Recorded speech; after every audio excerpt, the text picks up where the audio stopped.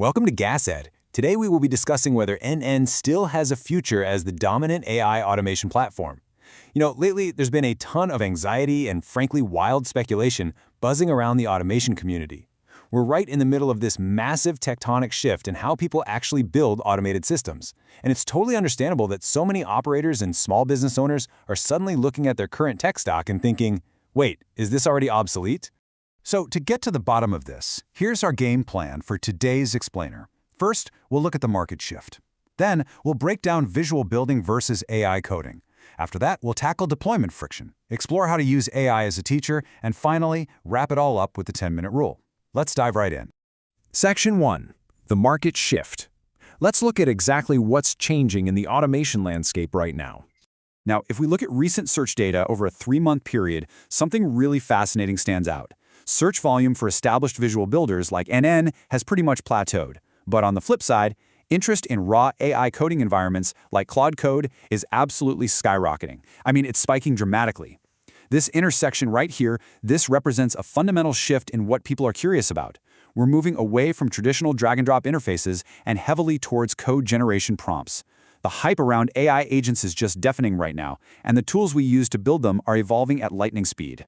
And because things are shifting so incredibly fast, there's a lot of panic out there. It sparked this massive rumor that traditional workflow builders are just dead. You've probably asked yourself at least once recently, did I just waste months learning a platform that's going to be replaced by a chatbot? And hey, it is a completely valid concern. When you see your whole feed pivoting to AI-generated Python scripts and totally abandoning visual nodes, it's scary. Nobody wants to be left behind by the next big tech wave, right? But here's the reality check. Visual platforms have carved out this massive, permanent chunk of the market, simply because their barrier to entry is just incredibly low. So no, visual builders are not dead, not even close. What they provide is an absolutely essential bridge. They offer this rock-solid foundation, backed by a super active community. The real magic of visual builders is how ridiculously fast anyone, and I mean anyone, regardless of their coding background, can spin up their very first workflow or AI agent. Moving on to Section 2. Visual versus code. Let's actually compare these two distinct approaches. The contrast here is just night and day.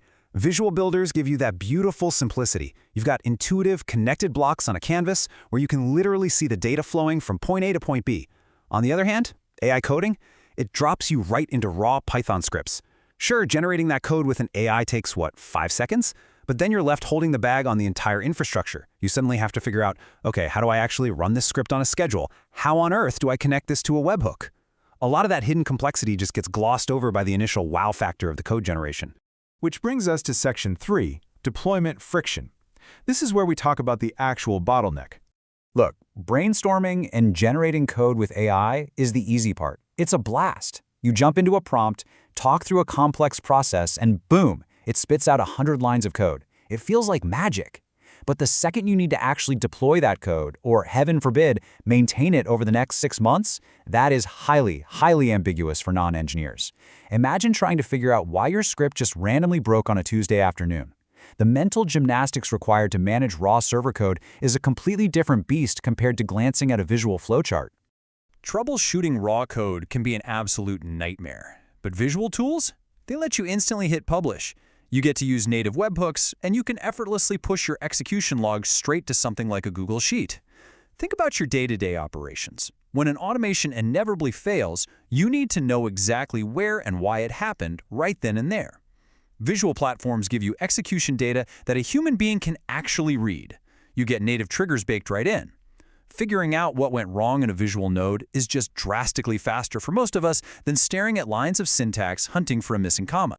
So, with the industry shifting this fast, it begs a massive question for anyone just stepping into the automation game. If you're at the starting line right now, staring down raw AI code on your left and structured visual builders on your right, what do you pick? Well, the answer is still decisively in favor of visual platforms. They give you the clarity and the straightforward logic you absolutely need to grasp the fundamentals of automation without getting completely buried under server management. Okay, Section 4, the AI teacher. Let's talk about a strategy for expanding your skills without breaking your business. Here is a golden rule. Mature businesses do not just toss out reliable working systems simply because a shiny new tool went viral online. Instead, they figure out how to strategically integrate the new tech. Beginners absolutely should keep deploying with visual tools, but you can start using what we call the AI tutor methodology to really grasp those complex coding concepts at a deeper level. This is a total game changer. Don't look at AI coding as the thing coming to replace your workflows. Look at it as your own personal interactive teacher. Use it to level up your technical skills without gambling your core operations on experimental raw code. Here's how you do it. Set up your project files so the AI actually understands your specific business context. Then, just observe its coding trail. Watch it think. You can literally read the logical breadcrumbs it leaves behind as it builds out a script. And the best part is, if you don't understand why it did something, you just stop and ask. You say, hey, what did you just do there? What would happen if we completely skip that step? It is the absolute perfect way to bridge the gap between visual logic and actual code syntax. And while you're learning, your existing visual automations, they can just keep humming along flawlessly on a cheap $10 VPS server, very similar to a legacy Zapier setup. Seriously, there's absolutely zero need to panic migrate everything you've built. If your workflows are doing their job, let them run. They're incredibly cheap to host, and you already know exactly how they work. It's like having a hyper-reliable machine in your factory. If it's turning out results and saving you hours every week, you don't just unplug it to rewrite the whole thing in Python. Bringing it home with Section 5, the 10-minute rule. This is a daily decision framework you can use starting right now. The 10-minute rule is basically your new best friend. It goes like this. If you have a use case, and you know for a fact you can snap it together in a Visual Builder in 10 minutes or less, just build it there. Rely on that muscle memory. Don't overcomplicate things just for the sake of using AI code. By sticking to the Visual Builder for those quick wins, you get the speed, you get the instant publishing, and you get that automated error tracking right out of the box. So the next time you're staring down a brand new project, stop and ask yourself this one crucial question. Am I building this to learn, or am I building this to deploy? If your goal is to push your boundaries, to understand the deeper engineering concepts, and to see how raw systems talk to each other, then absolutely, use AI coding. Use it as your tutor.